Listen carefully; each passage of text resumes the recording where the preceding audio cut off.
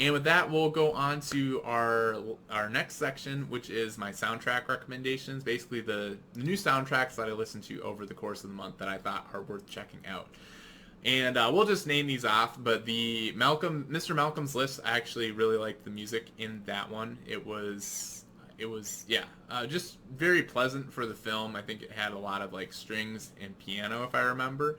But that's kind of the sort of music that I like. And the Phantom of the Open, there again, it was nice background music. It wasn't necessarily the most thematic, but an enjoyable listen. I really liked Thor: Love and Thunder soundtrack. I thought Michael Giacchino did an awesome job. He's been knocking it out of the park lately.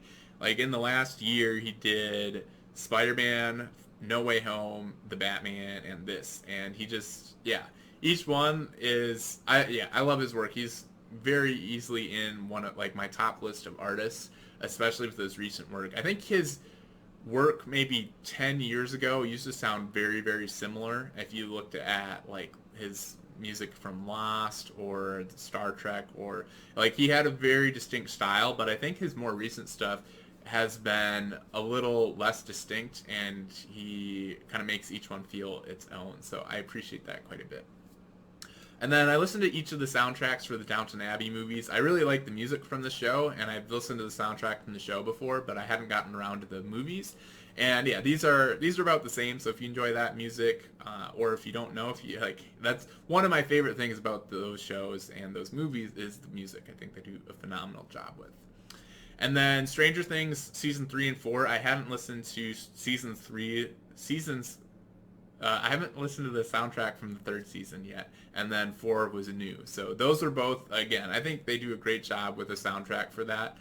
It's it's a little different in like the sound, but I think it fits the show very much, and I recommend those. And then lastly, Riverdale. I've listened to the first season soundtrack, I think, but then I listened to 4 and 5, or 3 and 4, 3 and 4 this month. And there again, I really like the soundtrack for that show. I think Blake Neely does a great job with that.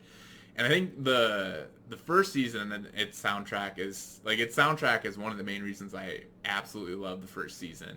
And then and other things, but the other seasons I still enjoy, and the music helps with that. But yeah, I actually got around to quite a bit of soundtracks this month. Last month I don't think I had any, so I was kind of making up a little bit. But yeah, if you got any soundtrack recommendations, I'm always open. There again, drop it in the comments down below.